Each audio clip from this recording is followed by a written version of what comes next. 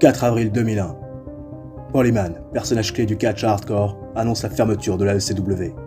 La fédération de l'extrême, endettée de presque 9 millions de dollars, n'a pas d'autre choix que de vendre la compagnie.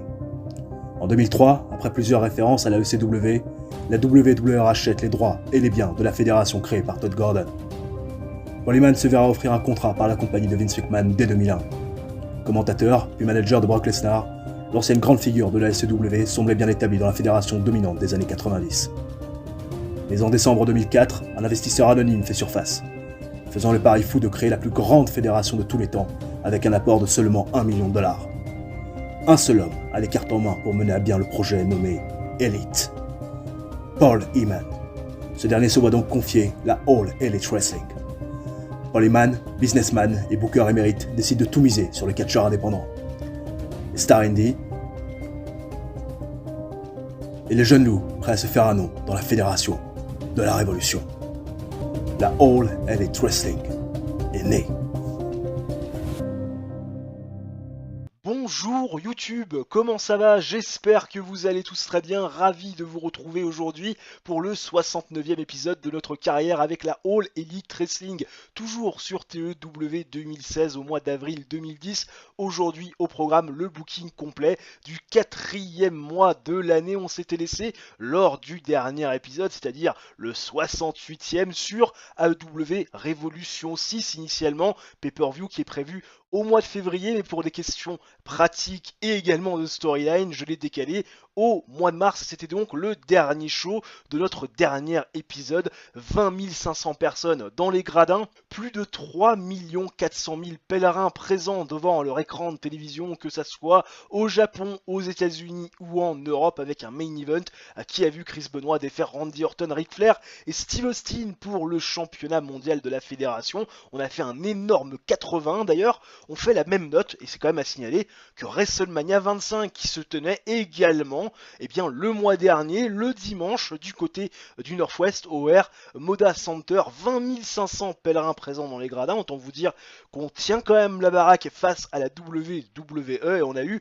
dans le main event Bubba Dudley qui a défait Rey Mysterio pour le championnat du monde de la fédération. Il faut aussi savoir que Carlito, Carabéen Cool ont défait Dabest pour le WWE Top Contender, qui est un titre purement fictif qui n'existe pas bien évidemment IRL. Scotty Tuoti qui a défait également Mark Jindrak pour le championnat intercontinental. Christian qui a défait Mercedes Martinez pour retenir le championnat féminin donc de la fédération. Pas mal de segments, pas mal de matchs, une énorme carte.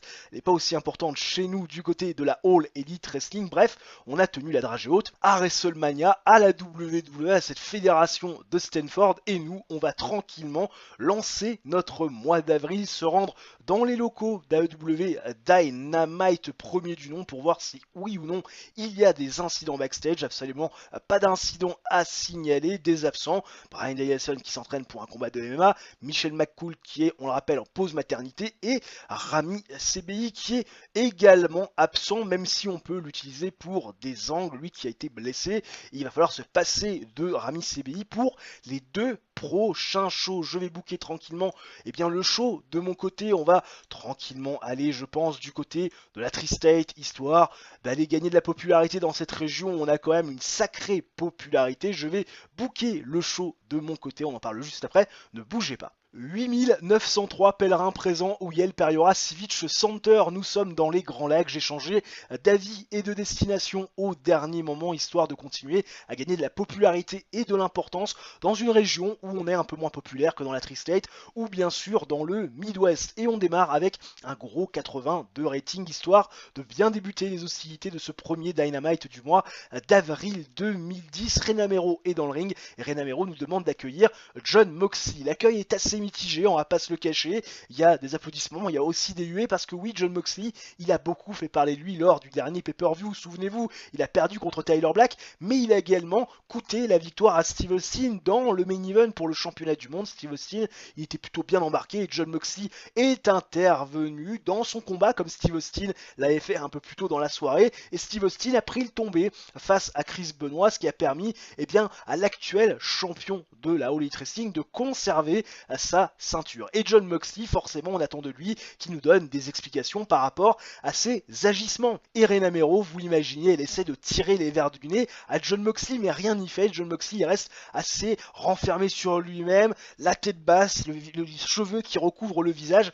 Il va falloir attendre l'arrivée de Steve Austin pour essayer, de casser cette dynamique un peu bizarre dans le ring, le bris de glace, les gens qui se lèvent comme un seul homme, Steve Austin qui fait des fuck à tout le monde, mais il n'a pas le cœur à boire de la bière ou à balancer dans le public. Steve Austin il se retrouve face à Jon Moxley qui reste stoïque à la vue de Steve Austin, il n'a pas vraiment réagi, et Steve Austin, micro à la main, qui explique à Jon Moxley qu'il aurait toutes les raisons du monde de lui casser la gueule, parce que Jon Moxley n'a pas tenu sa promesse, celle de battre Tyler Black, et quelque part de l'aider à casser ce groupe des gentlemen qui, on le rappelle, cette force très dominante au sein de la All Elite Wrestling et qui fait vivre un climat de terreur au sein de la fédération de l'élite. Et puis au-delà de ça, Steve Austin, il a vu aussi Jon Moxley lui coûter l'opportunité de devenir une troisième fois champion du monde. Donc il y a pas mal de raisons qui pousseraient Steve Austin à casser la gueule là sur le champ à Jon Moxley. Sauf que Steve Austin il a beaucoup réfléchi depuis le dernier pay-per-view et Steve Austin il s'est aperçu que leur petite querelle, cette idée de marcher sur les plates-bandes de l'autre, finalement, que l'on veuille ou non, ça leur a rien apporté de bon, parce que Steve Austin,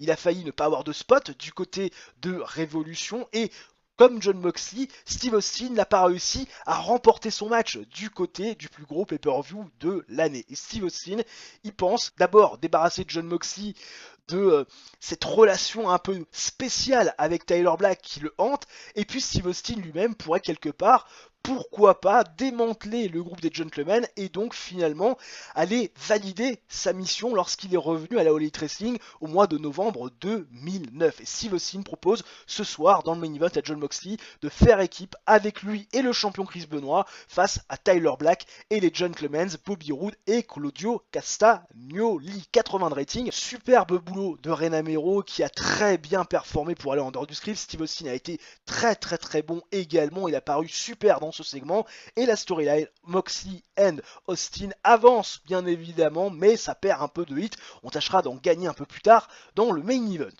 Absolument pas. Derrière, Jetta va faire face à Jazz parce que Jazz elle a moyennement apprécié les agissements de la UK Alliance du côté, on le rappelle, de Révolution, parce que Jetta elle a passé à tabac Amazing Kong et également Prince Nana après la fin de son match gagné face à celle qui était considérée comme la plus grosse force dominante de l'histoire de la fédération.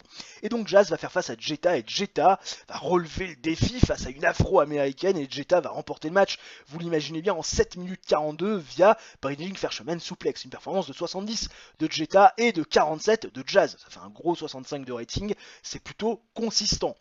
À l'issue de ce match, Jetta va demander à Doug Williams de lui apporter son trône parce que c'est désormais la reine de la All Elite Wrestling. Elle a été couronnée lors du dernier pay-per-view, donc elle demande qu'on lui amène son trône. Elle demande également qu'on lui mette la couronne sur la tête. Doug Williams, Sheamus, Drew Galloway, ils sont habillés en garde royaux, et Jetta va finir par faire son traditionnel geste qui est le pouce en bas, l'air de dire vous allez vous occuper de Jazz, et Sheamus et Drew Galloway vont passer à tabac Jazz, ils vont la faire passer à travers deux tables. Voilà, et puis derrière, ils vont la recouvrir du drapeau anglais. Ce qui va bien forcément les huer parce que le public n'est pas du tout réceptif, bien évidemment, à ces agissements. Ils vont se faire balancer des tomates, des canettes, enfin bref, imaginez un peu le bordel. Ils sont vraiment détestés, tous ces garçons. Voilà, Jetta, en plus, elle sourit. Parfait dans son rôle de heel, 69 de rating, tout va très bien, Jetta fait un super boulot, Doug Williams également, Doug Williams, réel star dans ce segment. Doug Williams serait peut-être aussi que je réfléchisse à l'avenir à lui donner peut-être un rôle un peu plus important. Paul Heyman, après le retour donc de la coupure publicitaire, est dans le ring et il est accompagné de Katsushika Okada et forcément petite célébration pour le tout nouveau champion TNT. Voilà, super belle communion avec la foule. Kota Ibushi qui arrive, japonais, ah là là, bravo mon gars, on se serre la main. J'étais un ancien champion TNT, ah ouais c'est pas mal, un grand bravo, t'as mis un fin au règne de Kevin Steen qui est quand même un sacré champion, qui était quand même un sacré morceau, ah là là, magnifique. Sauf que tout ce beau monde va se faire interrompre par Ted DiBiase Jr. et Ted DiBiase Senior. Et oui, bien sûr, les Millionaire Men qui sont présents et ils en ont un peu plein le cul de voir ces Japonais faire la loi sur le sol américain. Ils veulent un petit peu aussi qu'on arrête d'exposer finalement ce continent à la TV et qu'on donne peut-être aussi la chance aux catcheurs américains. Hein. Ces catcheurs américains ne sont-ils pas assez talentueux pour obtenir des spots pour les titres, des matchs de championnat et également des matchs dans le plus gros pay-per-view de l'année? Parce que ouais, Ted DiBiase Jr., il s'est contenté du pré-show, tout comme Cody Rhodes qui arrive avec son manager Don Callis, et ils sont assez d'accord, ils ont un point de concordance les deux, et donc ce soir ils veulent quelque part faire valoir aussi leur talent dans le ring, et ça tombe bien parce que Paul Heyman le book tout de suite maintenant dans un match 2 contre 2 face à Katsushika Okada et Kota Ibushi, ce qui fait moyennement plaisir à Ted DiBiase Jr. et Cody Rhodes qui ont, on le rappelle, une histoire. Voilà, 72 de rating, c'est très bien. Le match nous fait un gros 79, on va pas se le cacher, ça reste quand même une très belle prestation, avec des performances de 61 de Ted DiBiase Jr., c'est très bien, très agréablement surpris, 49 seulement de Cody Rhodes, 88 de Katsushika Okada au-dessus de tout le monde, 46 de Kota Ibushi. Match décent sur le papier, on a quand même laissé du temps, 13 minutes 07, format TV, victoire bien sûr d'Ibushi et d'Okada, qui vont remporter le combat, quand Katsushika Okada va défaire Ted DiBiase Jr. Via pinfall, histoire quand même de montrer que le champion est dominant et que le champion, quand il se fait interrompre, finalement il fait payer la note. Voilà, histoire quand même de bien faire mousser Katsushika Okada. Et puis ça donne aussi un peu de momentum à côté Ibushi qu'on avait plus trop. Renamero, à l'issue de la coupure publicitaire, une nouvelle va demander à ce qu'on accueille Travis Suel, Mike Mizanin et Becky Belair. Bah ouais, les Young Wolves. Et Travis Suel, Mike Mizanin, Becky Belair, ils sont dans le ring, ils sont très contents, ils sont champions, petite célébration.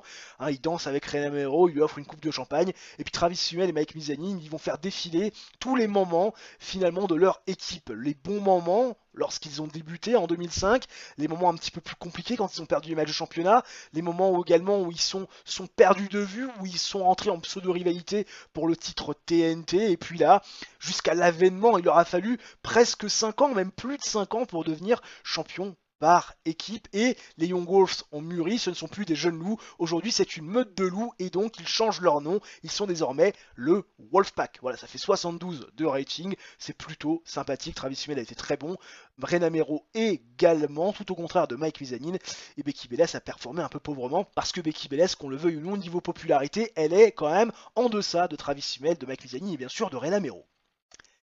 Et enfin, le main event, Chris Benoit, Jon Moxley, Steve Austin face à Tyler Black et au Gentleman, 79 de rating. On aurait peut-être pu s'attendre à mieux, mais ça reste correct. 76 de Steve Austin, 61 de Jon Moxley, un peu à la ramasse. 78 de Chris Benoit, 78 également de Claudio Castagnoli, Bobby Roode est à 67, Tyler Black est à 68. Superbe match, on a laissé du temps.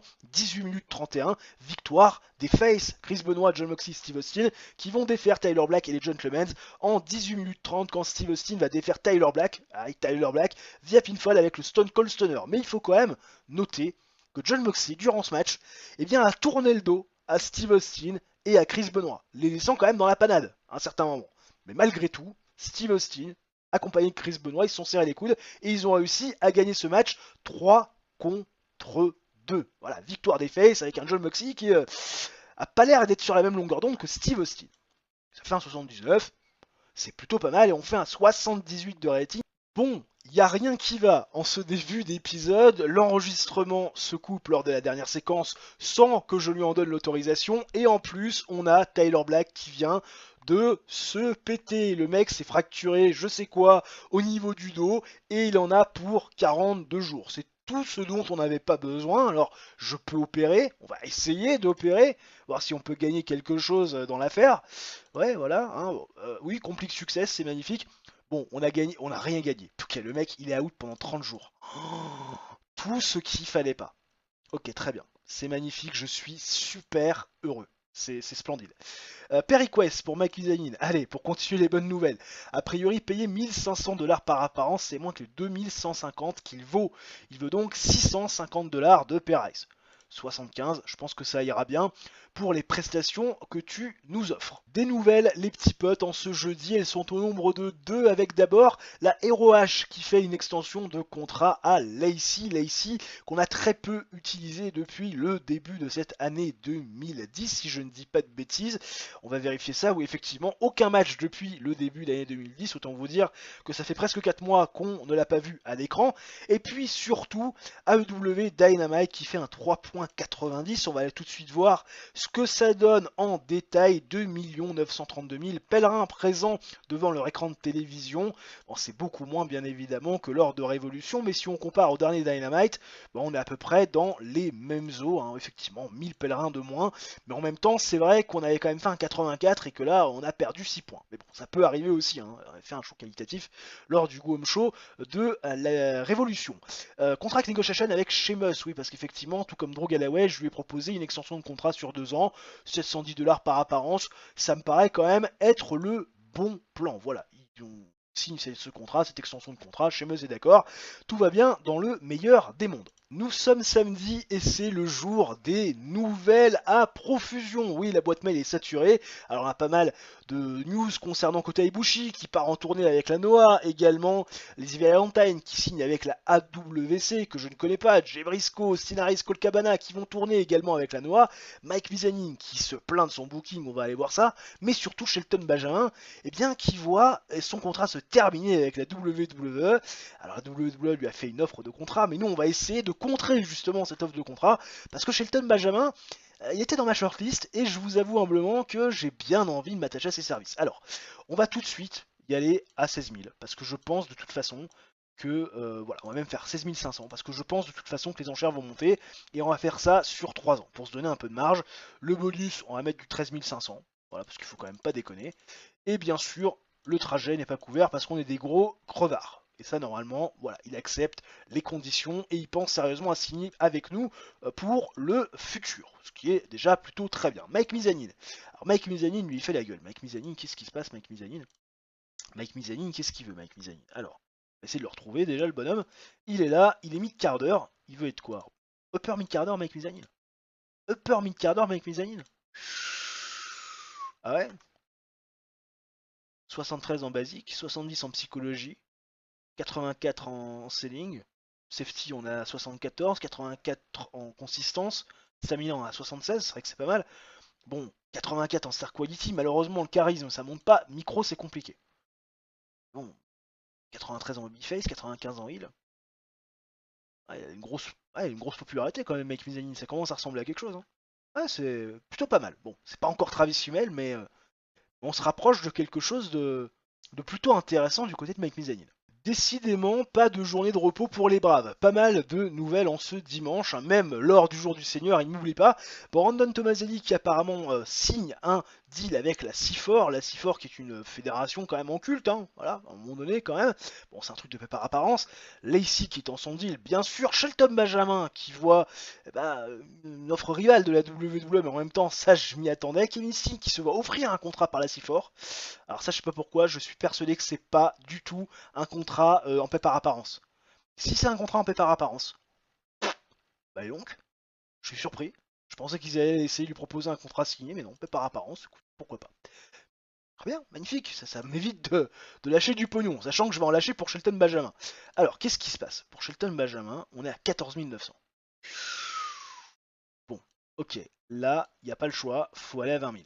J'ai pas vraiment le choix, que je le veuille ou non. Si on veut Shelton Benjamin, il faut aller à 20 000. 20 500 même. Et on va le mettre sur 4 ans. Parce que je crois qu'ils ont bien augmenté leur offre. On va le mettre sur 4 ans. Voilà. Le trajet non couvert, on garde le même bonus à la signature. Et normalement, voilà, il accepte de signer dans la fédération parce que c'est l'offre qui semble être la plus juteuse, selon lui, au moment où on se parle. Bah, très bien, on attend que Shelton Benjamin nous donne sa réponse en espérant qu'elle soit positive. Le feuilleton Shelton Benjamin continue, messieurs, dames, parce que si Brandon Tomaselli est bien décidé d'étendre un deal avec la ROH, que dis-je, de signer un deal, un premier en paix par apparence avec la fédération de l'honneur, Shelton Benjamin voit bien la WWE notamment, ah non c'est la TNA, bien lui faire une offre de contrat. Alors attention, si la TNA commence à arriver dans le game, sachant qu'on a eu quelques soucis avec eux par le passé parce qu'ils nous ont chopé quand même quelques talents, on va peut-être avoir des soucis. Alors 14 900 c'est pas se considérer, par contre 18 420 sur 4 ans, pour la TNA c'est vachement considéré, c'est normal. Et bah là, écoute, il n'y a pas grand chose à faire, à part à monter je pense au moins à 23 500. Je vais essayer de monter à 23 500, on va voir ce que ça donne. Peut-être qu'il va me dire, Ah si, ça va. 23 500, je suis l'offre qui considère le plus. Bah, écoutez, on va espérer que les enchères montent pas trop parce qu'on n'a pas non plus des moyens extensibles, hein. On n'est pas non plus la WWE ou la All Elite Wrestling IRL, hein. On n'a pas des moyens illimités comme ces deux fédérations-là. Donc Monsieur Shelton Benjamin, on attend de vos nouvelles très rapidement. Nous sommes au Emma City Hall Plaza dans le New England devant 8349 pèlerins présents dans les gradins, une arena pleine à craquer ou presque, et on démarre ce deuxième Dynamite du mois d'avril 2010 avec une note descente de 76, et comme la semaine dernière, Renamero est dans le ring et nous demande d'accueillir John Moxley. Comme la semaine dernière, Renamero va vouloir faire sortir les verres du nez à John Moxley qui a encore fait des siennes. John Moxley qui, on le rappelle, a abandonné la semaine dernière Chris Benoit et Steve Austin, laissant ces deux garçons en infériorité numérique face à Taylor Black, Claudio Castagnoli et Bobby Roode. Heureusement, la victoire est quand même revenue à Steve Austin qui a fait le tomber sur Taylor Black, mais enfin quand même, un nouvel agissement assez bizarre de John Moxley. Steve Austin va intervenir, le bris-glace, les gens qui se lèvent comme un seul homme, mais Steve Austin, là, il marche d'un pas décidé vers le ring et il va pousser John Moxley en disant mais qu'est-ce qui s'est passé, qu'est-ce qui va pas dans ta tête, la semaine dernière je te viens en aide, tous les deux on doit maintenant désormais former une sorte de coalition. On sait que désormais, tout seul on va plus vite, mais à deux on va plus loin. J'ai pris conscience de ça. Je veux t'aider, hein, je veux aussi qu'on arrive main dans la main à réaliser quelque chose que moi tout seul je n'aurais pas pu faire, c'est-à-dire démanteler ce groupe. On se laisse tous les deux une chance de faire ça. Je te laisse une chance de te dissocier de Tyler Black. Et toi, qu'est-ce que tu fais? Tu m'abandonnes. Avec Chris Benoit, ça aurait pu avoir des conséquences dramatiques. John Moxley toujours le visage très bas, qui regarde le sol avec les cheveux qui recouvrent le visage, et Steve Austin va se faire interrompre par Claudio Castagnoli, Bobby Roode et Maryse, parce qu'ils ont en gros sur la patate, au-delà de la défaite de la semaine dernière, Bobby Roode, il annonce quand même la très mauvaise nouvelle, à savoir que Tyler Black a été blessé, et que cette blessure a été causée par Steve Austin. Il remonte les images, on a un John Moxley qui est un peu plus concerné, qui lève la tête à ce moment-là, et Claudio Castagnoli, lui, clairement, son objectif du soir, c'est de corriger Steve Austin, parce que pour lui faire payer son affront, pour avoir blessé l'un des leurs, Claudio Castagnoli, ce soir, challenge Steve Austin dans le main event. C'est clairement un banger sur le papier. 76 de rating, tout va plutôt pas mal dans ce segment. Renamero a fait un super travail d'improvisation. Steve Austin, c'est assez rare, a pas été bon pour improviser dans le dialogue. Claudio Castagnoli a été super, tout comme l'ami Bobby Roode. Voilà, Bobby Roode qui a très bien performé durant ce segment. La storyline avance, gagne pas de hit particulière, mais c'est pas grave, ça permet à cette storyline de continuer à se faire un peu mousser. Absolument pas. Derrière, Jetta face à Gay Kim, ça fait un 75. Alors là, je vois match descend. Là, c'est pas match descend, c'est superbe match. C'est peut-être le meilleur match de l'histoire de la division féminine. Faudrait peut-être que j'essaie de vérifier ça dans les filtres. Je pense que je peux retrouver ça. Jetta face à Gay Kim, 7 minutes 51 de combat. Pourtant, c'est un match en régular. Victoire de Jetta, bien sûr. Jetta qui a bien évidemment corrigé Gay Kim, qui s'est bien battue, qui a été vaillante. Mais Jetta, c'est la championne. À un moment donné, il faut quand même pas déconner. Et à l'issue de ce match, forcément, comme la semaine dernière, on a un peu la même scène. Jetta qui demande son trône dans le ring, qui va être amené par Sheamus Drew Galloway, va demander est-ce que Doug Williams lui pose sa couronne sur la tête, hein, ce qu'il va bien évidemment faire. Ils sont tous habillés comme d'habitude en garde royaux, et Jetta va faire son petit signe, hein, voilà, le pouce vers le bas. Vas-y, décime-moi cette fille-là, décime-moi Gaeki. Mais Rebecca Knox va sortir du public, et Rebecca Knox va faire fuir tout le monde avec deux barbelés en barre de fer, hein, voilà, hein, elle arrive, elle fait fuir tout le monde, hein, elle fait le tourniquet, et elle va faire fuir tout ce beau monde, sauvant Gay Kim d'un passage à tabac à non c'est. Voilà, Rebecca Knox, incroyable, hein, belle pop aussi, et Knox versus Jetta acte 2, parce qu'il y en a déjà eu un d'acte, commence avec ce segment. Voilà, on va faire revivre une nouvelle rivalité, enfin, une rivalité déjà assez ancienne, mais qu'on va remettre sur le devant de la scène, parce que c'est toujours bien. De retour de pub, on retrouve de l'action dans le ring avec les Steiner Brothers face au Wolfpack, match que j'ai mis en storytelling, et le Wolfpack va remporter bien sûr ce match avec des performances plutôt intéressantes intéressante de Travis Fimmel qui fait un 79, Mike Mizanin est à 66, il faut quand même noter le gros 77 de Scott Steiner. Bon, Rick Steiner c'est un peu compliqué, il fait 46. Match avec une grande 8 du bon catch, le Wolfpack bien sûr remporte la victoire en un peu moins de 15 minutes quand Travis Fimmel va défaire Scott Steiner. Oui, l'histoire de donner du momentum au Wolfpack parce que la semaine prochaine, et il va y avoir une promo pour hyper ce match, Rena Mero nous explique que Travis Fimmel et Mike Mizanin vont affronter les Gentlemen dans leur rematch pour les titres par équipe. Travis Fimmel, Mike Mizanin, ils ont le vent en poupe, ils savent aussi qu'ils ont un avantage psychologique parce qu'ils ont réussi à les battre du côté du pay-per-view Révolution. En plus, les Gentlemen ne sont pas forcément toujours très concentrés sur les titres par équipe étant donné qu'il se passe pas mal de choses avec John Moxley, avec Tyler Black blessé, avec Steve Austin, bref, on sent quand même qu'ils sont pas totalement concernés. Travis Fimmel et Mike Mizanin, ils s'en frottent les mains parce que ça sera peut-être un avantage pour eux la semaine prochaine. Voilà, bon, c'est vrai que les storylines perdent un peu de la hit avec ce segment, mais on saura bien évidemment en regagner. Kevin Steen qui fait son retour après la perte du titre TNT du côté, on le rappelle, de Révolution 6. Il affronte Chuck Palumbo et dans un match plutôt décent de 8 minutes 55 qui nous fait un gros 81. Bien évidemment, Kevin Steen va s'imposer avec le package Pile Driver Performance de 83 de Steven Steen. Aïe aïe aïe. Hein, Kevin Steen, fabuleux. Et Kevin Steen, il est interviewé par Rena Mero. Kevin Steen, il apprécie ce geste.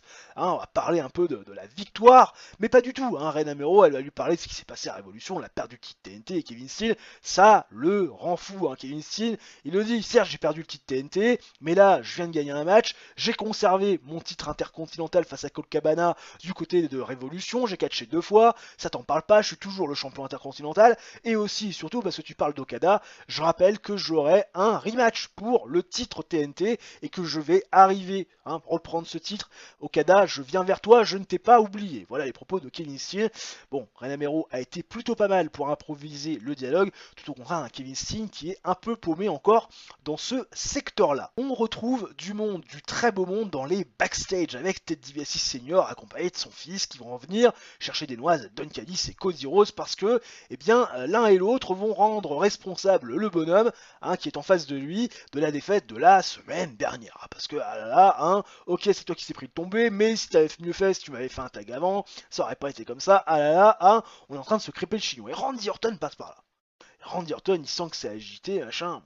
Apparemment je dérange, mais Randy Orton il vient présenter ses respects à Ted DiBiase Senior. Parce que c'est quand même un mec qui respecte, parle de Bob Orton, son père, qui connaissait très bien Ted DiBiase Senior. Randy Orton il connaît le $1 Million Man depuis des années et des années, donc il lui serre la main. Au Elite Wrestling, magnifique, je suis content de te voir. Serre la main à sa progéniture, Ted DiBiase Junior, et puis il va serrer la main aussi à Cody Rhodes, parce qu'il a beaucoup de respect pour l'American Dream, Dusty Rhodes, ton père incroyable, fabuleux et tout. Vous êtes quand même catcheur de seconde génération, moi je suis un catcheur de troisième génération. On a le catch qui coule dans nos veines, on est né pour ça, ça fait partie quelque part de notre ADN, et Randy Orton, il est assez attristé de voir que Cody Rhodes et Ted DiBiase Jr. chassent le même objectif parce que ils sont en train de se marcher sur leurs plates-bandes respectives alors que ensemble ils pourraient aller tellement plus loin. Et Randy Orton, sur ses belles paroles, va taper l'épaule de Cody Rhodes, taper l'épaule de Ted DiBiase Jr., va serrer à nouveau la main de Ted DiBiase Sr. en ignorant complètement Don Callis qui ne connaissait pas avant et pour qui il n'a pas forcément beaucoup de respect. Randy Orton s'en va et on commence bien évidemment, alors qu'on a quelques petites notifications avec Cody Rhodes qui a été très bon, tout comme Randy Orton d'ailleurs, la storyline It's All About Heritage démarre avec ce segment. Vous imaginez forcément que j'allais à un moment donné faire rentrer en storyline ces trois garçons, ça paraissait quand même logique quand on se retrouve avec Randy Orton au sein de la fédération. Et enfin, le main event, Steve Austin face à Claudio Castagnoli, ça fait 79. Match avec une bonne hit, même une fantastique hit et du bon catch. Je m'attendais quand même un peu à mieux, je vais pas vous le cacher. Le match a duré 18 minutes 20, on a laissé du temps, beaucoup de temps, presque 20 minutes. Bon, Steve Austin un peu fatigué, même carrément exténué à la fin du match. Sa gimmick en plus stagne un petit peu, c'est pas forcément génial. Ah ouais, effectivement, les performances sont pas top. Steve Austin est à 64, Claudio Castagnoli 74. Effectivement, peut-être qu'un match Steal the Show n'était peut-être pas la meilleure des choses à faire. Peut-être qu'il aurait fallu mettre du storytelling, mais ça reste quand même match correct. Steve Austin défait Claudio Castagnoli via pinfall avec le Stone Cold Stunner complètement clean. Voilà, victoire importante de Steve Austin qui réalise, on le rappelle, ce que Chris Benoit n'avait pas réussi à faire, c'est-à-dire à battre Claudio Castagnoli, puisque la dernière fois que Chris Benoit avait affronté Claudio Castagnoli, ça s'était terminé par, eh bien, un time limite draw. 20 minutes de combat, personne qui avait réussi à se mettre d'accord. Oui, je me doute, je me doute.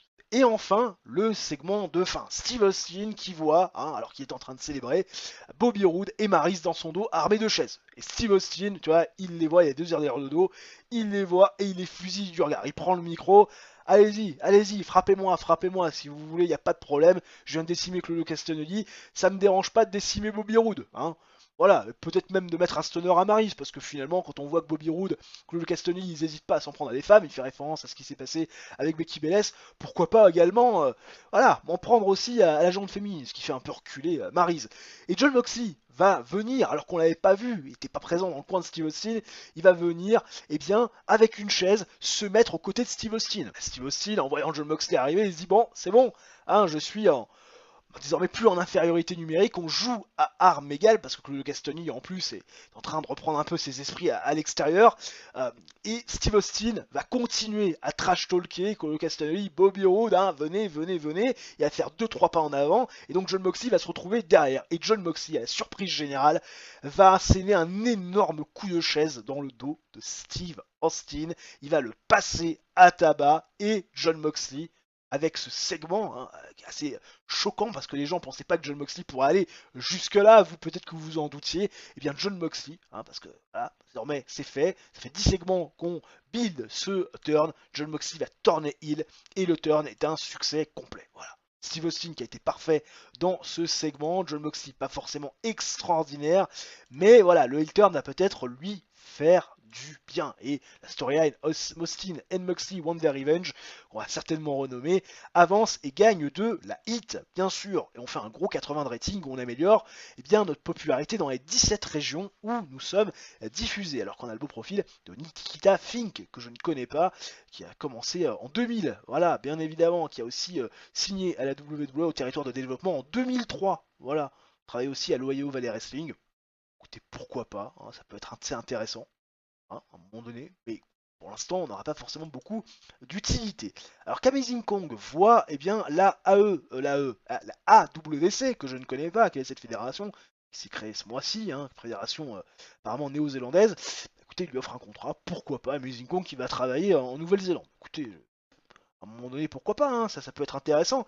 Alors qu'on n'a pas eu de rival video date sur Shelton Benjamin, c'est une question de jours avant que l'ami Chelsea B nous rejoigne et rentre dans les rangs de la fédération de l'élite. Beaucoup de nouvelles en ce jeudi de la deuxième semaine du mois d'avril, avec d'abord le TV rating 3.80 pour Dynamite, deuxième du nom en ce quatrième mois de l'année 2010. On ira voir le détail tout à l'heure. Kevin Steen a signé un contrat paix par apparence, donc en échec avec la C4, qui est quand même une fédération très cotée, et Rey Mysterio voit son contrat se terminer avec la WWE.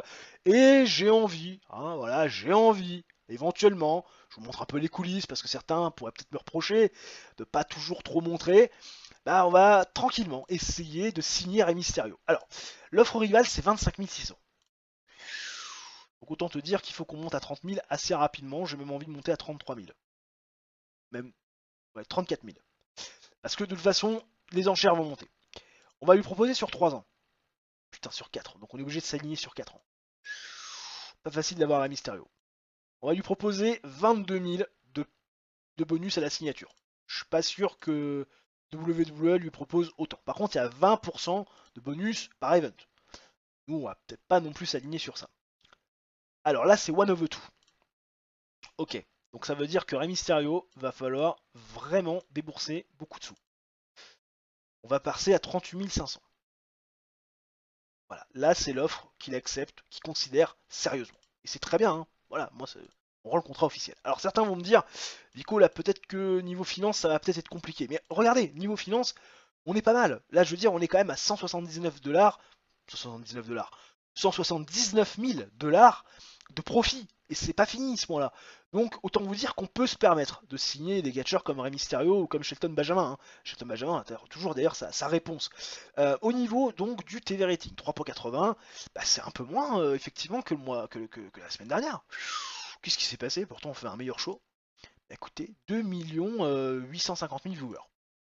On perd 80 millions. 80 000 viewers par rapport à la semaine précédente. On tâchera d'en regagner la semaine qui arrive. La guerre est déclarée pour Rey Mysterio, mesdames et messieurs. La TNA qui se lance dans la bagarre. La TNA qui a fait une offre et la WWE qui a amélioré son offre. Bon, autant vous dire que Rey Mysterio, ça va peut-être être compliqué. Mais bon, je les espère pas. Hein. Alors, a priori, l'offre WWE n'est pas sérieusement considérée. Par contre, là, la TNA, 37 490, c'est pas mal. Donc là, forcément, pas le choix, on va monter à 45 000. Je vais être honnête avec vous, je sais pas si je monterai plus haut que 45 000. Parce que, bon, Rey Mysterio, c'est un bon lutteur, excellent lutteur même, super luchador, très populaire. Mais voilà, faut peut-être se fixer des limites. Ouais, mais... Ah, ça m'emmerde en même temps, j'ai envie d'avoir Rey Mysterio. Allez, on va dire 50 000. On va dire 50 000. Le mec, à chaque fois, il va reculer. Allez, 47 500, ça peut le faire. Non. Bon, vous savez quoi? On va tout de suite aller à 50 000. 50 000, ça vaut, frère.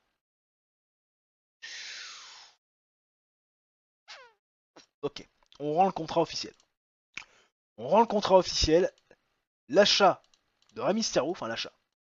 S'attacher les services de Rey Mysterio va certainement, on dit certainement parce que c'est pas sûr, va certainement être une victoire. Victoire par KO face à la WWE, Shelton Benjamin et Tall Elite Wrestling. Alors bien évidemment, il va me dire, mon pote, je vais pas te rejoindre tout de suite, hein, parce qu'il faut quand même que je termine mes obligations avec VVE, mais enfin quand même, voilà, on le récupérera dans 21 jours, on a quand même déboursé 23 500 dollars par mois pour aller éventuellement le chercher. Et on est toujours en négociation avec Rey Mysterio et également avec Ron Killings. Voilà, qui a été laissé libre par la CMLL. Je me suis dit, allez, Ron Killings, ça peut être aussi pas mal. On espère qu'on aura des réponses positives pour les deux Lascars qui suivent.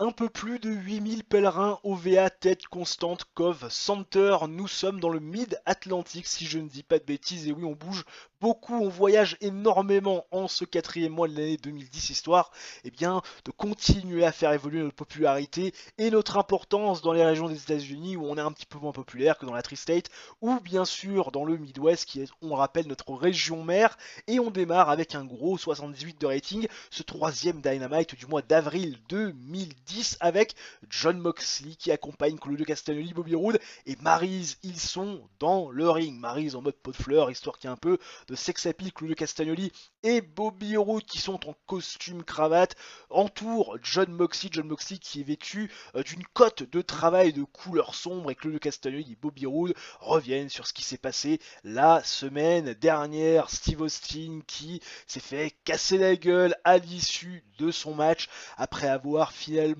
blessé l'ami Tyler Black la semaine d'avant. Claudio Castagnoli et Bobby Roode, ils se félicitent de ce passage à tabac sur Steve Austin qui le méritait, et surtout sur le fait que Jon Moxley, quelque part, ait vu la lumière grâce encore une fois à Tyler Black. Jon Moxley qui a toujours ce visage qui est tourné vers le sol, les cheveux qui recouvrent le visage, et puis Claudio Castagnoli et Bobby Roode vont finir par ouvrir la cote de Jon Moxley, laissant découvrir un costume splendide, et Jon Moxley va relever la tête, mettre ses cheveux en arrière avec un énorme sourire en coin. Jon Moxley est un gentleman et est une épine dans le pied en plus pour Steve Austin, qui désormais va se retrouver tout seul pour assouvir sa vengeance et surtout son envie de démanteler purement et simplement ce groupe créé par Kevin Nash à l'époque. 78 de rating, c'est plutôt pas mal. Bobby Roode n'a pas été bon pour improviser le dialogue, mais apparemment tout le reste des protagonistes a plutôt été costaud,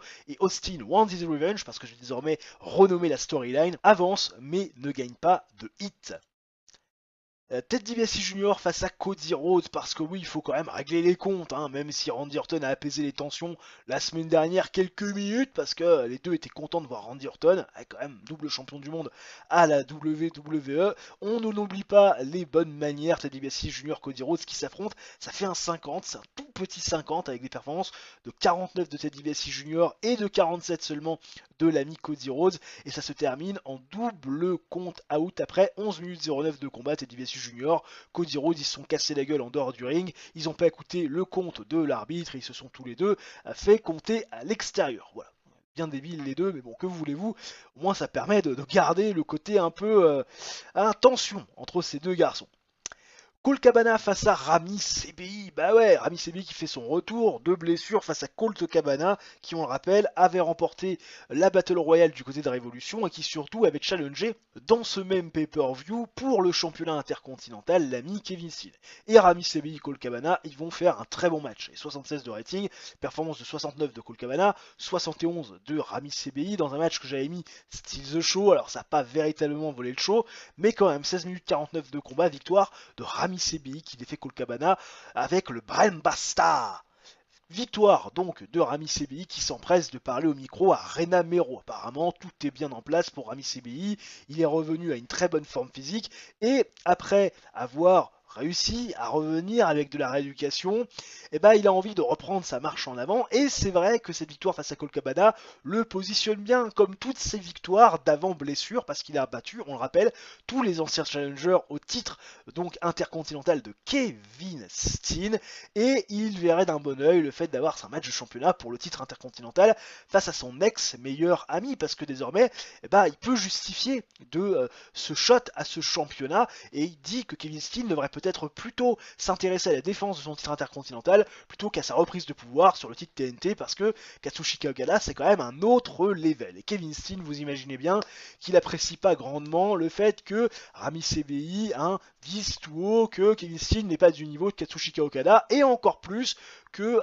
Ramy CBI, le challenge pour ce titre intercontinental pour Kevin Steen, c'est très clairement une insulte. Et Kevin Steen va aller l'envoyer sur les roses en lui disant que la semaine prochaine il va avoir son match pour le titre TNT, que la semaine prochaine il sera à nouveau double champion, et surtout que Ramy CBI n'obtiendra pas de match de championnat. Kevin Steen ne veut pas s'abaisser à cela. 77 de rating, c'est plutôt pas mal. Ramy CBI a été pauvre pour improviser le dialogue, tout au contraire d'un Kevin Steen qui s'est plutôt bien débrouillé. La storyline Ramy CBI Redemption avance mais perd un peu d'hit parce que on était monté haut au niveau de cette 8. Mais on sera en regagné, vous inquiétez pas.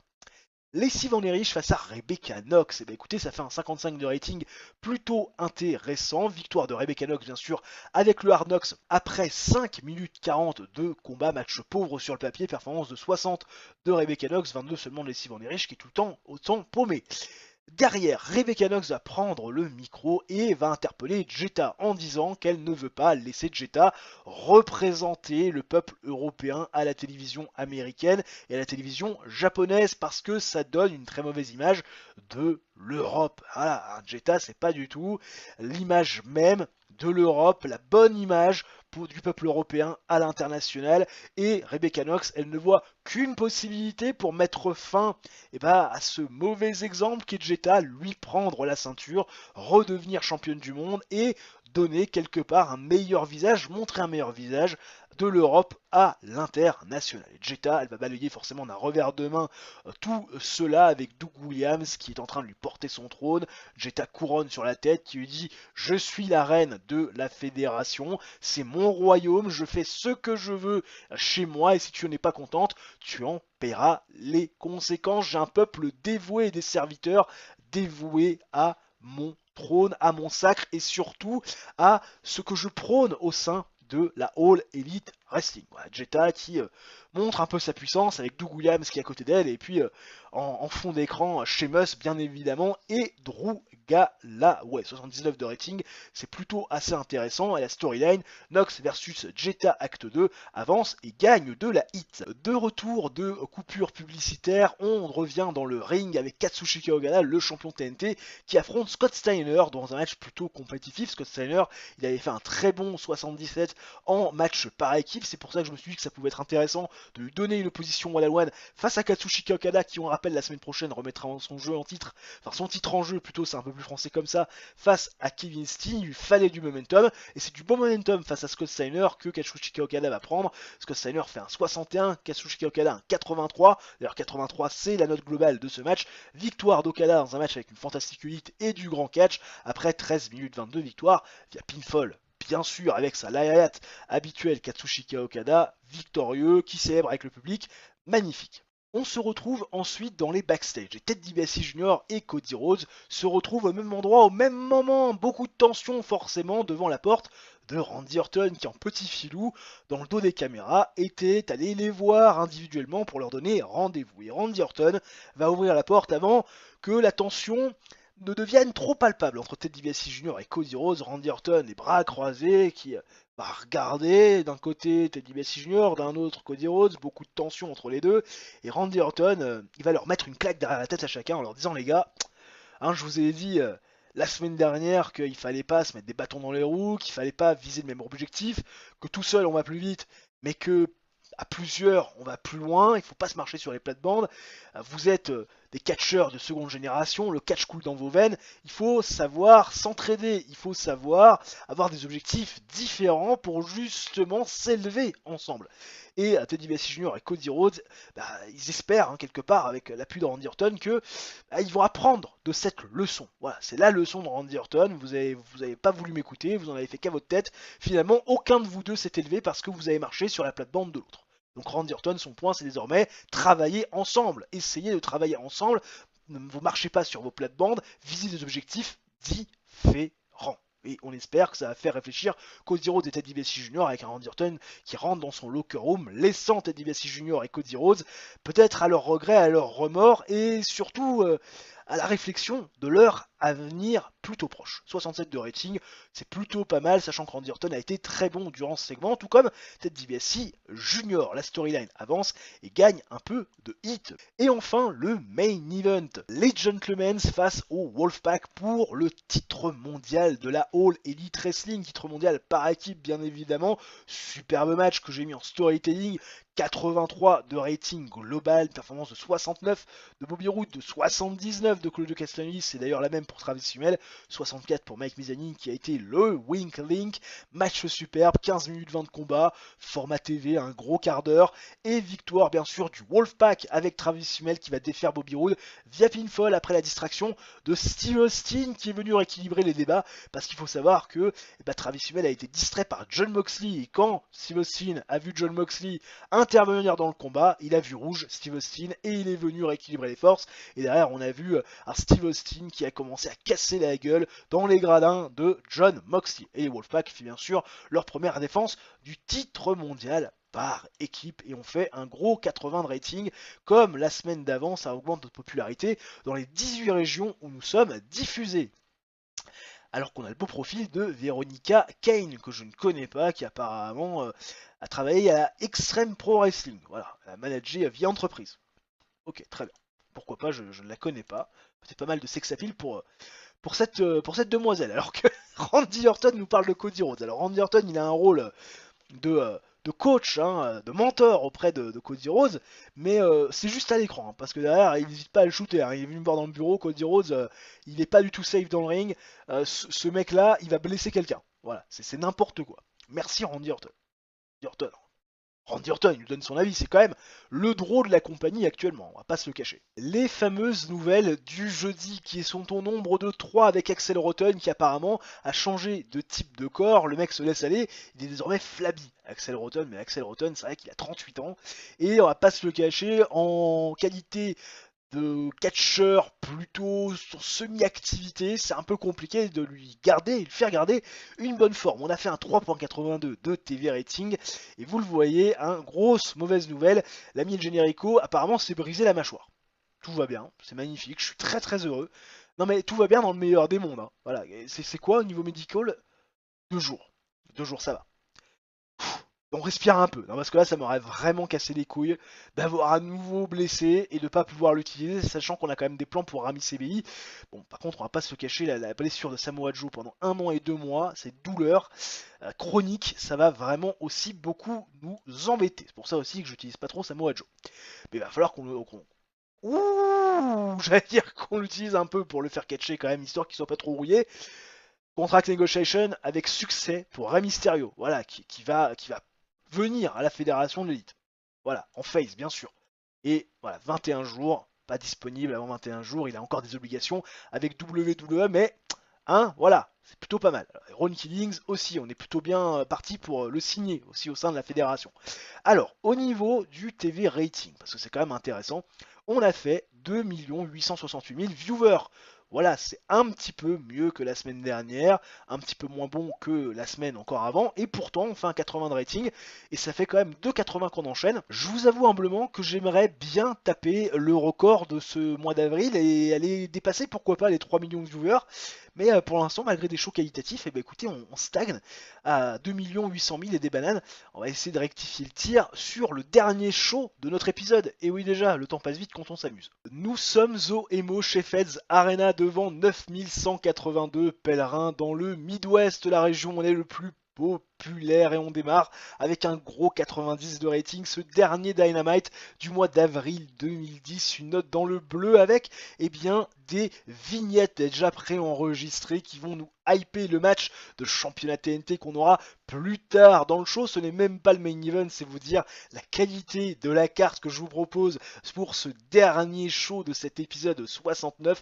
Paul Heyman, Katsushika Okada d'un côté, avec Katsushika Okada qui va donc parler en japonais. Un traducteur va finalement retranscrire en anglais les propos de Katsushika Okada. Katsushika Okada qui nous parle de son championnat TNT, de son deuxième règne, de sa joie d'avoir remporté le titre une deuxième fois du côté de Révolution 6. Il a battu Kevin Steen une fois, il faut le faire une deuxième fois pour conserver son championnat. C'est certainement l'un de ses plus gros défis parce qu'il considère Kevin Steen en tant qu'athlète et en tant qu'on peut faire mort, même si c'est pas vraiment trop le cas en tant que personne. Et puis Kevin Steen, lui, va être beaucoup plus virulent dans sa promo préenregistrée puisque lui, il veut faire ni de quartier ni de pitié face à Katsushika Okada. Ce mec-là est un arriviste, ce mec-là, bien évidemment, a des avantages dus à sa relation avec Paul Heyman. Paul Heyman lui donne pas autant de considération à Kevin Steen alors que ce mec-là a fait l'histoire en étant le premier double champion de la fédération. Kevin Steen, il veut reprendre son bien, reprendre son titre TNT et donc à nouveau unifier le titre intercontinental et le titre TNT. Voilà, 90 de rating, tout se passe magnifiquement bien. On débute ensuite dans le ring avec la première vraie grosse promo de la soirée. Steve Austin présent dans le ring et Steve Austin revient sur les agissements de Jon Moxley, sa trahison il y a 2 semaines, le fait d'avoir voulu mettre son nez dans un business qui ne le concerne pas véritablement. Steve Austin, ce soir, il veut ses mains sur Jon Moxley. Il avait toutes les raisons du monde de lui casser la tronche ces dernières semaines. Il s'est retenu, il a voulu être gentil, beau joueur. Ça lui a pété entre les doigts. Désormais, il veut Jon Moxley. Ce soir, dans le main event, Claudio Castagnoli, Bobby Roode, accompagné de Maryse sur la rampe pour un peu plus de sex appeal, forcément, vont interpeller Steve Austin en lui disant: mon petit pote, t'es en infériorité numérique, t'as pas l'avantage du nombre, t'es véritablement pas en position de négocier quoi que ce soit. Sauf que Jon Moxley va se pointer. Jon Moxley, il va pas du tout faire 4 Claudio Castagnoli, Bobby Roode et de Maryse sur la rampe. Il va marcher d'un pas décidé et il va confronter Steve Austin, l'air de dire: ce soir, je t'affronte. Jon Moxley s'est laissé pousser une paire de couilles. Jon Moxley qui va désormais répondre de ses agissements et affronter sa réalité, sa situation, celle dans laquelle il s'est mise. Steve Austin a fait du super travail, même si sa gimmick style un petit peu. Claudio Castagnoli a été super pour aller en dehors du script. Il a eu le monde dans la paume de sa main. Bobby Roode a également fait du très bon travail, même si Jon Moxley n'a pas paru très bon dans ce segment. C'est vrai que Jon Moxley a quand même encore quelques limite. La storyline gagne de heal, bien sûr. Rami CBI face à Scott Steiner, histoire de donner un match à Rami CBI, une nouvelle victoire bien évidemment, au vu de son programme avec Kevin Steen, hein, bien sûr, fameuse Rami CBI Redemption, victoire via le Brand Basta au bout de 13 minutes 21 face à Scott Steiner dans un match jugé plutôt grand en termes de hit et décent en termes de catch. Rami CBI qui prend une nouvelle victoire. Oui, si tu veux, monsieur Ted DiBiase Senior, qui me dit des choses intéressantes, va peut-être falloir booker la mise Scott Steiner de manière un peu plus intelligente parce que les gros matchs, pépère, ça grince un peu. Rami CBI est ensuite au micro de Ren Amero à l'issue de son match et forcément Ren Amero revient sur les propos de Kevin Steen qui a balayé d'un revers de main l'opportunité éventuelle de Rami CBI pour le titre intercontinental. Et Ren Amero demande à Rami CBI qu'est-ce qu'il faut faire de plus que battre les anciens challengers de Kevin Steen pour obtenir un match de championnat intercontinental. Rami CBI va être très honnête avec Ren Amero, il ne sait pas ce qu'il peut faire de plus, mais si l'ami Kevin Steen veut des raisons pour pousser et avoir Rami CBI dans le ring pour le championnat intercontinental, Rami CBI va trouver plus de raisons qu'il en a déjà pour obtenir ce match face à Kevin Steen. Voilà. Avec un petit sourire en coin. 74 de rating, c'est plutôt pas mal du tout. Ted DiBiase Senior dans les backstage. Après petite publicité, il retrouve son fils Ted DiBiase Junior et il dit ce soir t'as un match, t'as une opportunité. Ah là là, magnifique. Ted DiBiase Junior, il est content parce qu'il a les mots encore de Randy Orton dans la tête par rapport à la semaine dernière. Hein. On va plus loin en étant ensemble, même si on va un peu moins vite, pas marcher sur les plates-bandes, essayer d'avoir des objectifs différents pour justement s'élever. Et Ted DiBiase Junior, il a envie de mettre en place tout cela, hein, ce beau discours de Randy Orton dans le ring. Donc il est motivé, Ted DiBiase Senior lui dit va te préparer, je te rejoins tout à l'heure. Et alors que Ted DiBiase Senior s'apprête à partir, Randy Orton pose la main sur l'épaule de Ted DiBiase Senior et lui dit mon petit pote, c'est un nouveau départ pour Ted DiBiase Junior, il a l'air d'avoir une nouvelle mentalité. Reste dans les backstage ce soir, je m'occupe du gamin, prends du beau temps, moi je serai à la table des commentateurs pour surveiller l'action. Randy Orton, il se montre persuasif. Ted DiBiase Senior finit par acquiescer et donner raison à Randy Orton. Voilà. Randy Orton a été très bon, hein, voilà, magnifique, il s'améliore à sa gimmick. Tout le monde a été bon. De toute façon, dans ce segment, ça fait 76. La note du segment global s'en ressent. On enchaîne avec un très bon match. Bah oui, 62 de rating pour un match féminin quand même. Rebecca Knox qui équipe avec Gail Kim, qui affronte Jetta, qui a beaucoup de serviteurs, beaucoup de partisans, dont Sweet Saraya qu'elle avait déjà mis à l'écran plusieurs fois dans une ancienne rivalité. Elle lui redonne à nouveau une chance à Sweet Saraya. Ah là là, elle fait partie de ses partisans. Bah oui, Jetta, c'est ce qu'elle pense, elle lui a donné une nouvelle chance. Sauf que dans ce match, ça va pas se passer comme ça, parce que Jetta, elle fait trop confiance à Sweet Saraya, elle s'est même trop reposée sur Sweet Saraya, elle va faire ses manières de diva, de reine, et ça va gaver Sweet Saraya, qui déjà n'aimait pas la façon de faire de Jetta, et Sweet Saraya va s'en aller du match, elle va se retourner contre Jetta en lui assénant une énorme gifle, puis ensuite son finisher. Rebecca Knox va en profiter pour faire l'explodeur souplex après 11 minutes de combat, et donc Rebecca Knox va faire le tomber sur Jetta. 1, 2, 3, victoire de l'équipe de Rebecca Knox et de Gail Kim, et Rebecca Knox qui en vue de sa rivalité face à Jetta prend une victoire très importante. Vous l'imaginez, performance de 41 de Sweet Saraya, donc Jetta est à 69, 46 de Gail Kim, 58 de Rebecca Knox. Il faut savoir que Jetta, qui a encore la meilleure performance, elle a moyennement apprécié quand je lui ai dit tu vas perdre face à Rebecca Knox. Je lui ai dit ok, je veux bien perdre, pour le bien de la storyline, en revanche tu me protèges quand même un petit peu dans l'action. C'est ce qu'on a fait, histoire de contenter un peu tout le monde. Kevin Steen face à Katsushika Okada, ça fait un énorme 85. Je l'ai mis en style de show ce match. Il fallait de toute façon que ça pète la baraque. Match exceptionnel, du très grand catch bien évidemment. Alors pas forcément beaucoup de hits parce qu'ils sont pas associés à une storyline ces deux-là. Mais enfin quand même, 86 de performance in ring de Kevin Steen, 88 de Katsushika Okada. Et Kevin Steen, on va pas se cacher, il a tenu la dragée haute à Katsushika Okada. Il était vraiment très proche d'aller battre Katsushika Okada. Mais il va perdre en 18 minutes 10 via pinfall après la lariat d'Okada. Mais il va pas perdre clean Kevin Steen, non, parce que Rami CBI qui est à la table des commentateurs, à un moment donné, il va distraire Kevin Steen. Il va distraire Kevin Steen et ça va permettre à Katsushika Okada de faire son finisher, de prendre l'avantage et de faire sa première défense du titre TNT. Eh oui, Rami CBI, il avait dit, si Kevin Steen veut que je trouve encore un peu plus de raisons de l'affronter, lui en donner en tout cas un peu plus, et je vais lui en donner, et il avait à l'idée de coûter la victoire à Kevin Steen. Certains l'ont peut-être d'ailleurs vu venir, et ça va forcément, vous l'imaginez, envenimer la situation entre Kevin Steen et Rami CBI, alors que cette idylle entre guillemets n'était pas vraiment au beau fixe. Ted DiBiase Jr. face à Brandon Tomaselli, c'est son match. Allez, ce soir, tranquillou. Hein, voilà, avant le main event, Ted DiBiase Jr. il a cette chance d'affronter Brandon Tomaselli. Alors, il n'y a pas son père à côté, mais il a quand même Randy Orton qui est présent, voilà, qui l'a accompagné sur la rampe du ring. Moi, je vais rester à la table des commentateurs. Ton père, il est resté dans les backstage, t'inquiète pas, hein, vas-y, ça va bien se passer. Il affronte Brandon Tomaselli, ancien champion intercontinental, avec qui il a quand même une histoire. Et dans un match décent, qui dure 8 minutes 15, et ben figurez-vous que Ted DiBiase Jr. va gagner. Il va gagner avec un fast roll-up. Alors certes, c'est un petit paquet, mais un petit paquet, bah, ça offre une victoire quand même. Performance de 61 de Brandon Tomaselli, de 57 de Ted DiBiase Jr. qui fait une performance plutôt décente, et ça lui permet de remporter une victoire et de mettre fin à cette losing streak. Victoire de Ted DiBiase Jr. via petit paquet, et bien évidemment la storyline It's All About Heritage avance et gagne late, parce que cette hit elle n'est pas forcément extraordinaire au moment où on se parle. Et enfin le main event, Steve Austin face à Jon Moxley. On a déjà fait ce match, on sait que ça peut tutoyer les 80, c'est ce qui se passe là dans ce main event.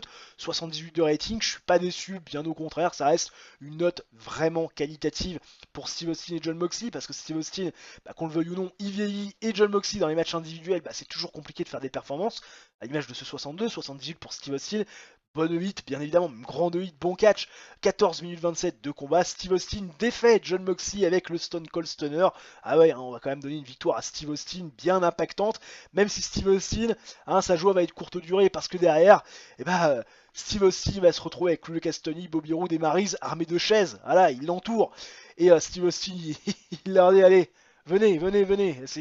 Finissez votre travail, de toute façon vous savez faire que ça, attaquer les gens par derrière, après un effort, vous savez profiter de la situation, tel des rats que vous êtes, de toute façon je vous aurai, à un moment donné je vous aurai, et là il y a un mouvement de foule qui arrive, et Ric Flair sort du public, et va tout simplement balancer une dose, avec l'extincteur, une dose d'extincteur à tout le monde. Maryse va en avoir plein les cheveux, Claudio Castagnoli va avoir plein la gueule, Bobby Roode également. Bobby Roode il va même carrément se prendre un énorme coup d'extincteur, tout comme Claudio Castagnoli. Ric Flair il célèbre, et derrière il y a un gros échange de regards entre Steve Austin et Ric Flair qui, on va pas se le cacher, n'ont jamais été les meilleurs amis du monde, mais Ric Flair vient de prendre le parti de Steve Austin. Voilà, parce qu'on sait qu'il en est gros sur la patate par rapport au fait que Maryse l'ait mis à la porte de son groupe, lui qui avait été leader des Gentlemen pendant un temps. On se termine vraiment ce segment avec Steve Austin et Ric Flair, yeux dans les yeux, Ric Flair avec un petit sourire en coin. Steve Austin, lui, il a un visage un petit peu plus fermé. Voilà, 86 de rating, et on fait un énorme 80. Voilà, on a meilleure de popularité dans les 18 régions où nous sommes diffusés. Forcément, vous l'imaginez bien, ça va nous permettre d'avoir un gros rating, même si on en prendra connaissance seulement mercredi, parce que le show est diffusé le lundi, enregistré le lundi, pour des raisons un peu pratiques, pourquoi qu'on pourrait peut-être éventuellement passer au mercredi, je vais regarder ça, mais toujours diffusé le mercredi aux États-Unis. Alors que là, on a une signature de contrat. C'est per request pour Travis Hummel. Ah bon? Travis Hummel est payé 2200 $, et moins que les 3010 qu'il vaut. Je lui donne une full paire raison. Parce que Travis Hummel, il mérite. Travis Hummel, mérite. Alors d'ailleurs, au niveau du schedule, voyons voir si on peut éventuellement, alors que ma voix est en train de partir en couille, aller sur le mercredi. Et non, le mercredi, Rami CBI est toujours à la Dragon Gate. C'est pour ça aussi que je dois faire mes shows, j'allais dire le lundi, mais le problème c'est que Rami CBI, alors non, il serait juste absent le week-end, la première semaine du mois de mai. Mais c'est aussi pour ça que je suis obligé, malheureusement, de faire mes shows le lundi.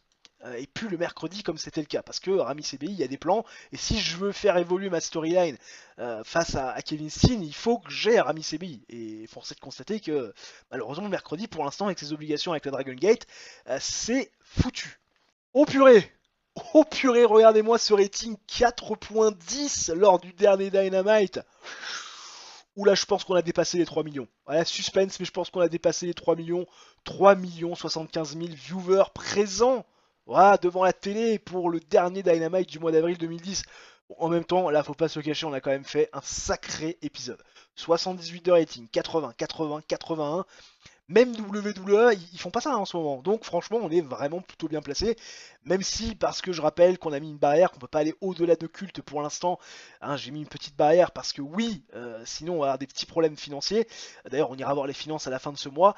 Mais on continue à être 11e au ranking, c'est peut-être ça qui nous bloque. Mais on fait quand même des shows vraiment de grande qualité avec un prestige qui cesse d'augmenter et un momentum qui est vraiment à fond la caisse. Nous sommes le 1er mai, oui, c'est la fête du muguet en cette année 2010 et vous le voyez, on est sur l'écran d'accueil puisque oui, c'est une nouvelle heure pour la WWE qui a priori a changé de diffuseur et d'ailleurs ils avaient WWE Backlash qui s'est tenu donc le dimanche, c'est-à-dire la journée d'avant dans le jeu, ils étaient à Hawaï, au Yash Satoki Yamamoto Stadium, 16 698 pèlerins présents dans les gradins, 1,85 que je dis-je, donc de pay-per-view avec presque 930 000 personnes qui ont acheté le show via divers broadcasters, mais ça fait seulement 74.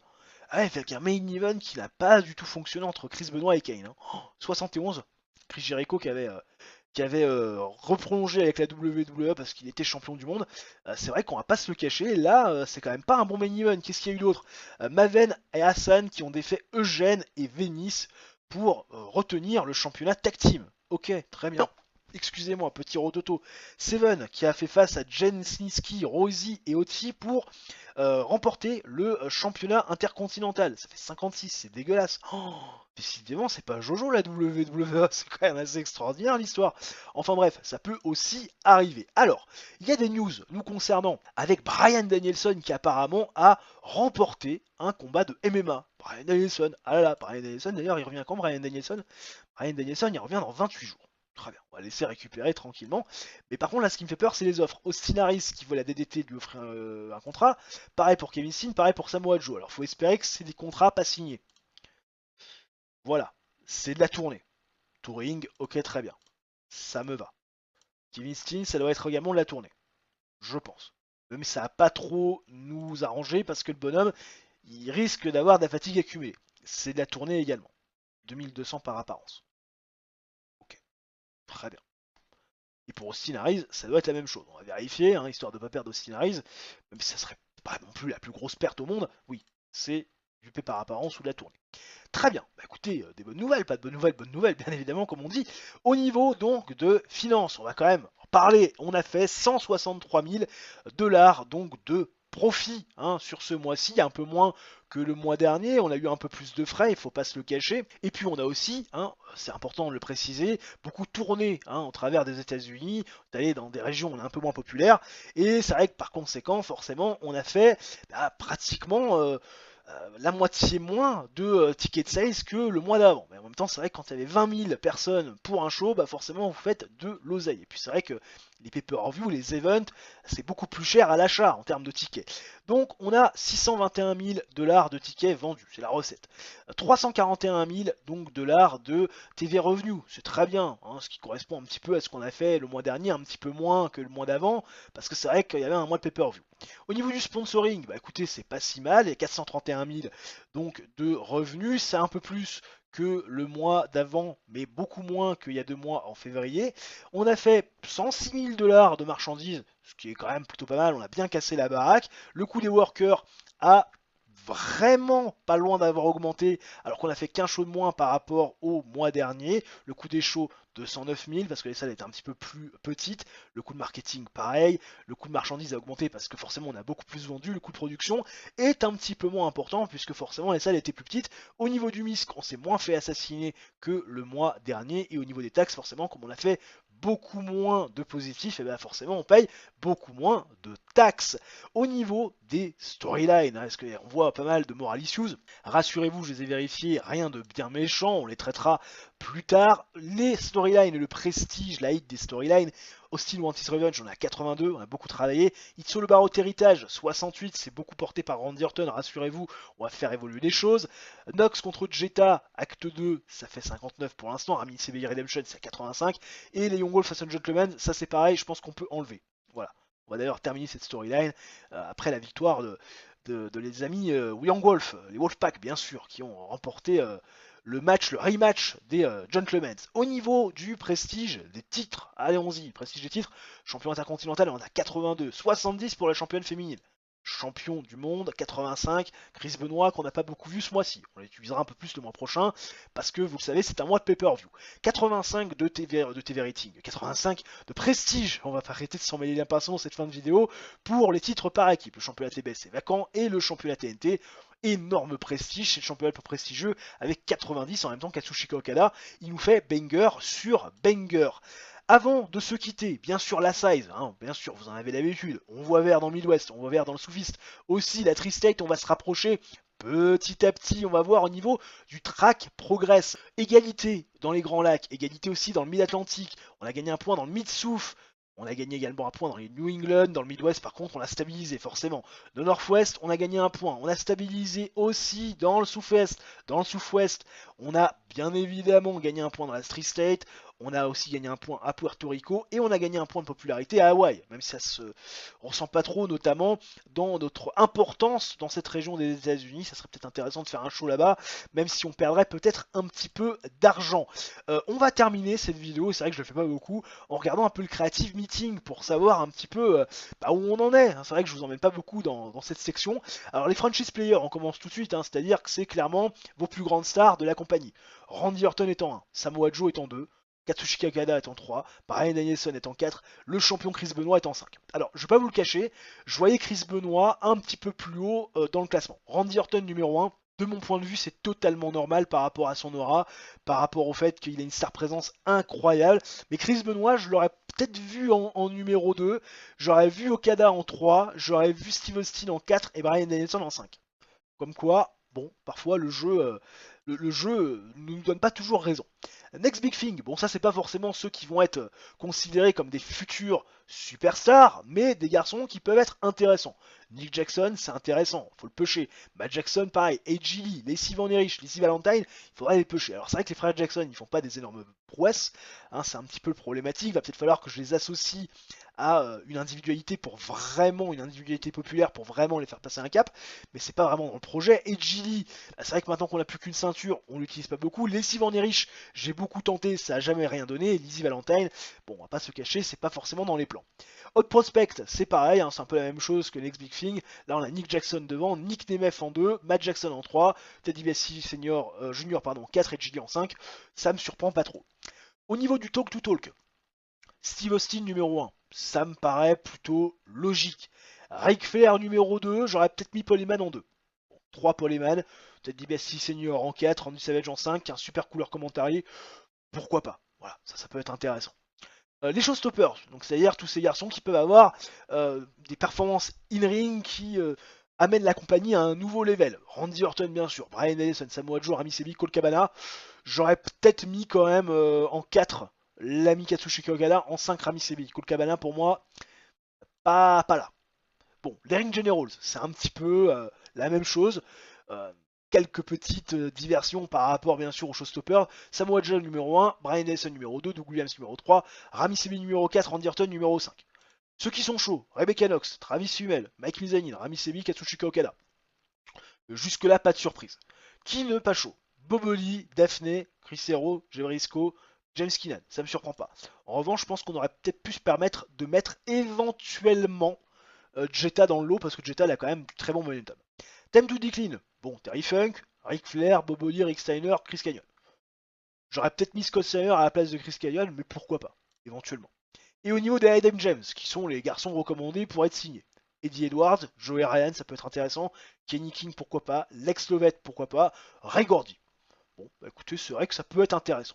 Ça peut être intéressant, on verra ce qu'on fera bien évidemment. En tout cas, j'espère que cette vidéo vous aura plu, épisode numéro 69 qui se termine là-dessus. Si cette vidéo vous a plu, le like, l'abonnement, l'activation de la cloche, ça mange pas de pain, c'est totalement gratuit, ça aide la chaîne au référencement, ça aide la chaîne bien évidemment, vous l'imaginez, on se retrouve très prochainement pour une nouvelle vidéo. D'ici là, portez-vous bien, ciao bye bye et à la prochaine.